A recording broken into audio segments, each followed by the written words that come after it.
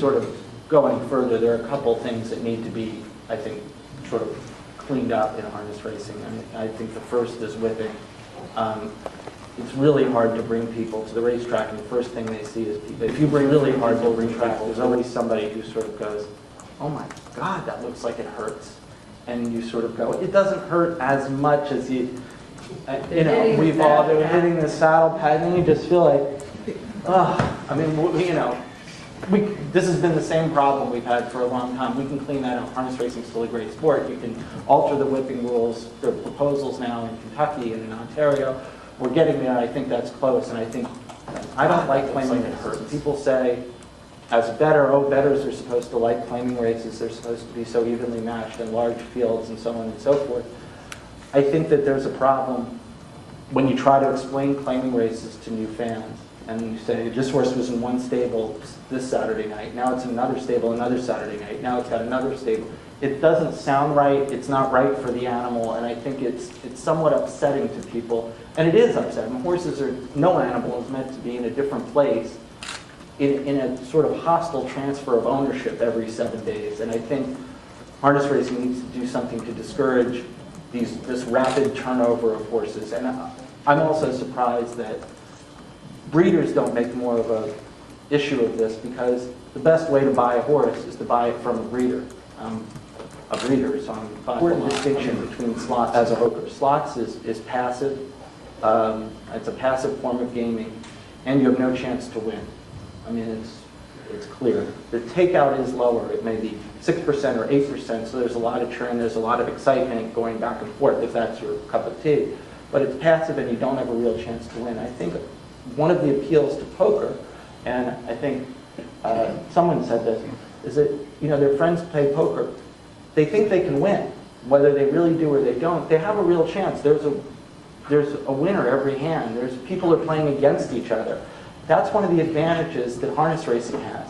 You're playing against the other players. Somebody's winning. Unfortunately, the takeout is unbelievably high at 20%, so you're only playing for the little 80% that's left. But there's a real chance for people to make money, and I think, you know, you guys were saying that, and I mean, I think that's something we can. Players gotten older, the game's gotten different, and I think you know, the player now has so many more choices available. I think that the difference between 20 years ago and today is every time you turn around, there's another race, and there's another racetrack, and there's races, whether it's thoroughbred or harness. I mean, when I started 30 years ago, it was 9 races a night. That was pretty much it, 6 days a week, and they rested for a few months in the winter, and we came back and we were rejuvenated. Right now, I think what we have is a lot of extra races, maybe too many races out there. I always wonder why a sport that's been going downhill for 30 years tries to, you know, give us an abundance of something that people don't want. And I never quite understood why, you know, we want to gamble, yes. I mean, there's no problem with gambling. There's enough gambling no matter where we go, whether it's, you know, online poker, whether it's, you know, Atlantic City or other casinos. There's more competition for the gambling dollar, yet we're trying to saturate ourselves even more than we're saturated already. As far as where the player is, your original question was who the player is. I think it's an older player, and I think that's one of the dangers that we're facing right now is too many older people, too many people maybe like us who have been around for 30 years and appreciate it for different reasons, and people maybe like us who...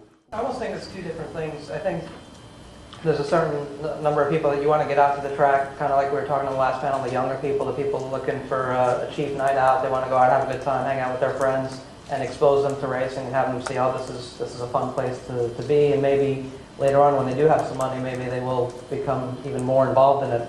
And then I think there's the other group of people that, you know, actually have disposable income, are gamblers, are into, you know, figuring things out, the analytical challenge of how a race comes together and how did this horse win and how can I, you know, become better at this.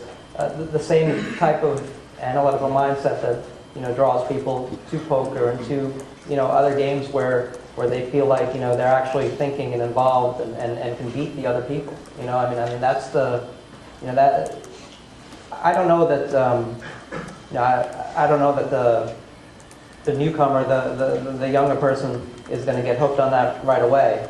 But I think income, are gambling. Nobody dares take a chance because nobody dares to fail on this thing, and somebody has got to grow some balls and do something in the sport. The racetrack operators, the owners, somebody needs to do something, or we're going to be sitting here 5 years from now having the same need. Operators, the owners, somebody needs to